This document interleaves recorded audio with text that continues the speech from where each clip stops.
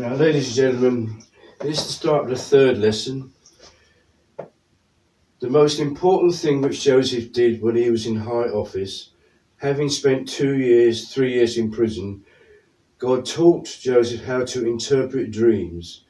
When he was in prison, he understood two of Pharaoh's ministers who were thrown into jail, and he predicted correctly or interpreted correctly what they meant.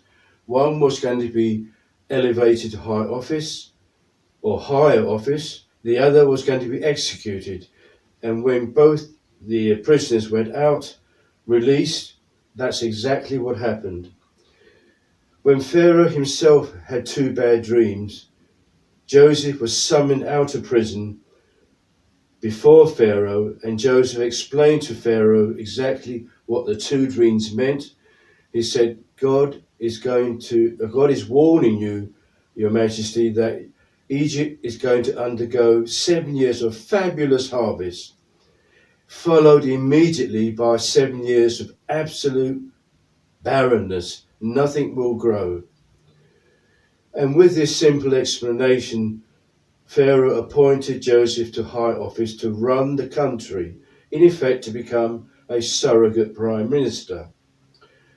And Joseph's prudence, he had the government, he wasn't a dictator, he worked with Pharaoh's government to plant barns all over Egypt to store the grain during the 7 years of abundance.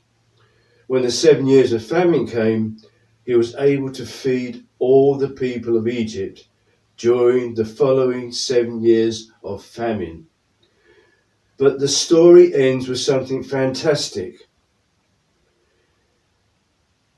When the 7 years of famine came, all the surrounding nations came to Pharaoh, said, Sir, we have no grain to feed our people.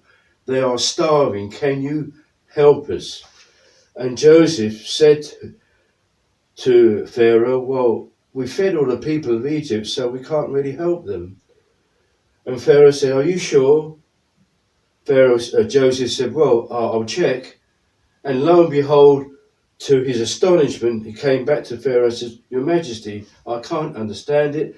We've got so much grain left over. We can feed our surrounding nations. And that's exactly what happened.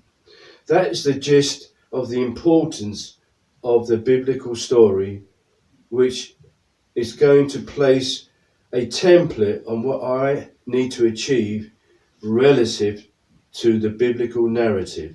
So we have a template now framed so that I can now show you, ladies and gentlemen, how I can succeed to that template regarding my appointment as the future Archbishop of Canterbury.